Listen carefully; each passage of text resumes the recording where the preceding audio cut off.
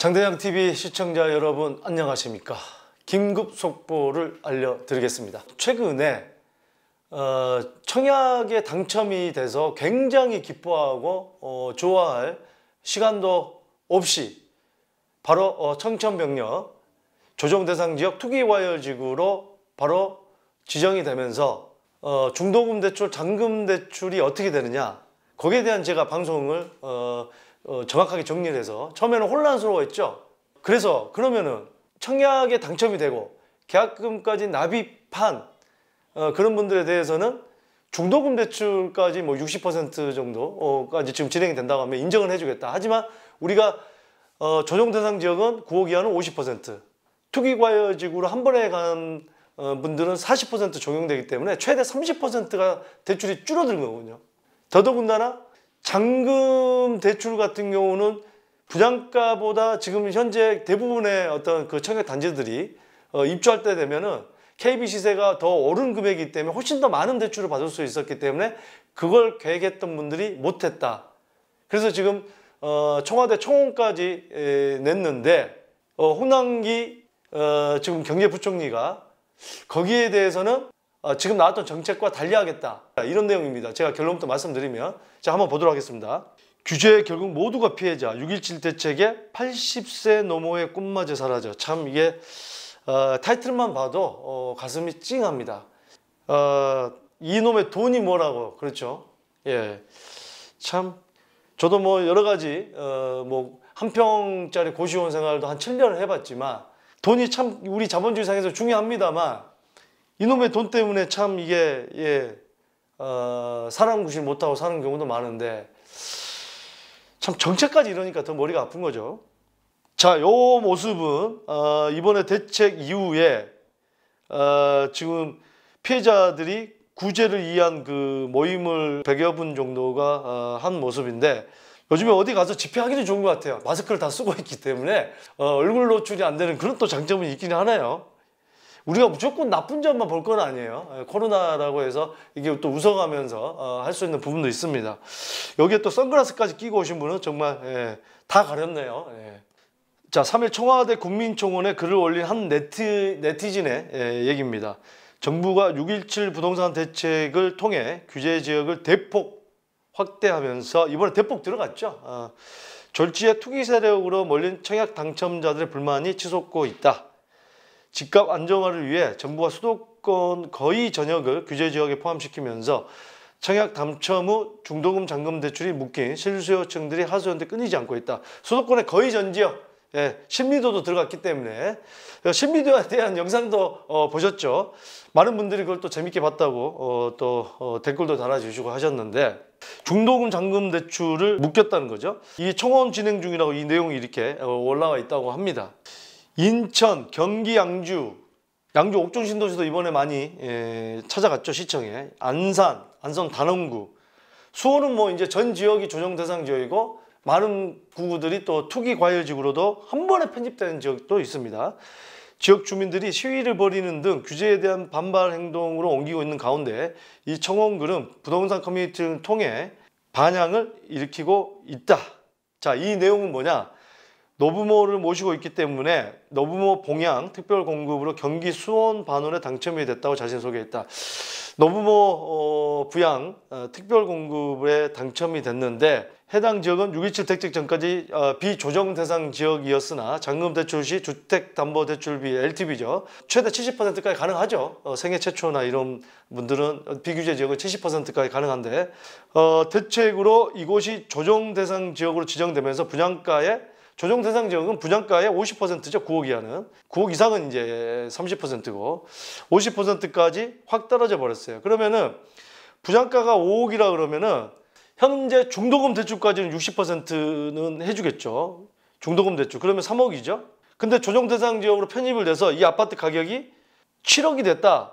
그러면은 원래 77은 사기고 70%까지 되는데 4억 9천까지 되기 때문에 본인 돈은 5억이기 때문에 1,000만 원만 있어도, 현금 1,000만 원만 있어도 아파트에 일단 입주를 할 수가 있어요. 근데 지금 어떻게 되느냐?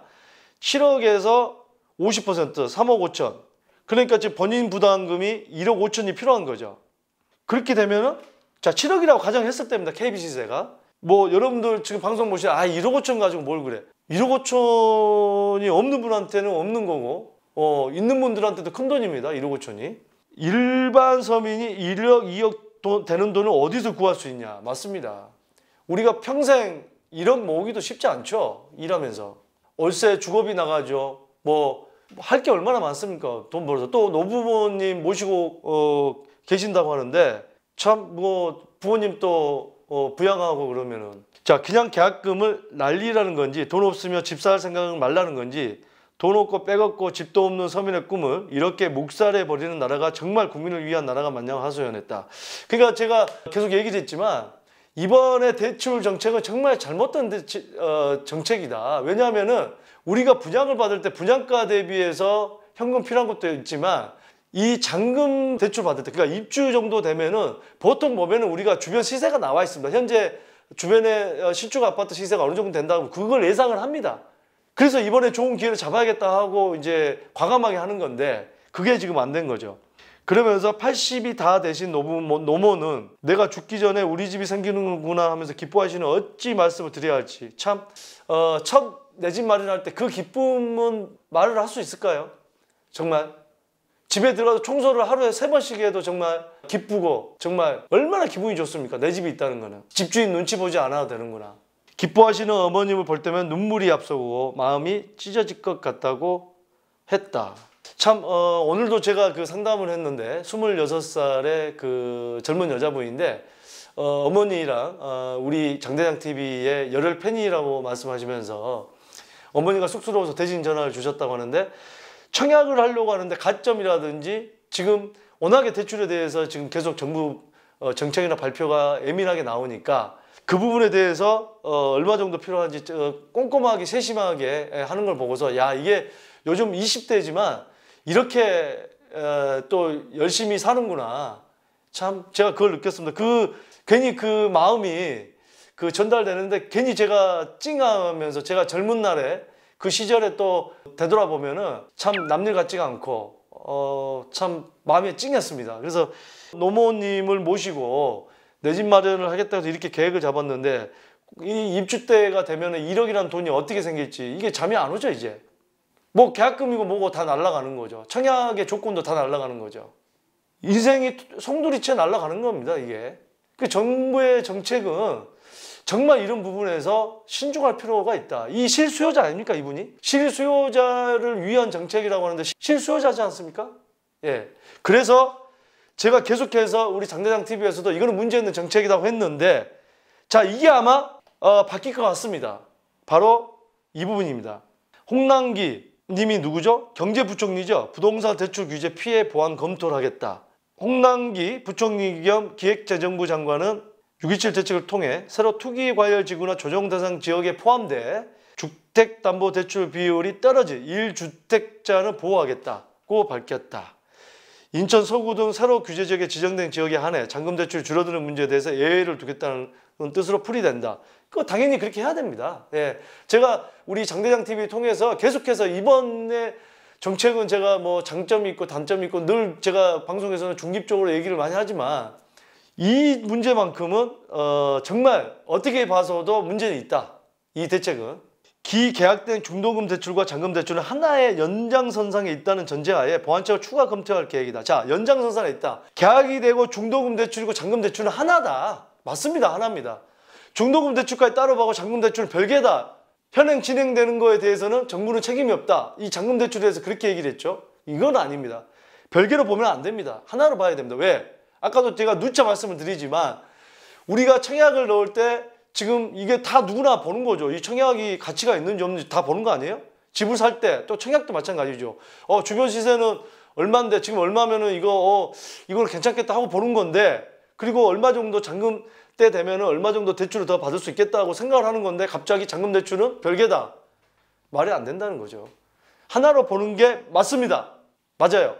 곧 제가 볼 때는 무주택자를 위한 실수요자를 위해서 추가 보완 대책이 분명히 저는 이번 주에 나올 것 같습니다. 어떻게 구체적으로 나올지 나오는 대로 속보로 여러분들에게 전달해 드리도록 하겠습니다. 자, 여러분들 방송을 보시는 여러분들 모두 힘내시고 이제는 하루빨리 발표가 돼서 발 뻗고 주무시는 날이 왔으면 좋겠습니다. 이분 노모님하고 정말 떡볶이 순대 사서 진짜 우리 이제 진짜 우리 집 갖는 거라고 얼싸안고 한번 좋은 날 오기를 바라겠습니다.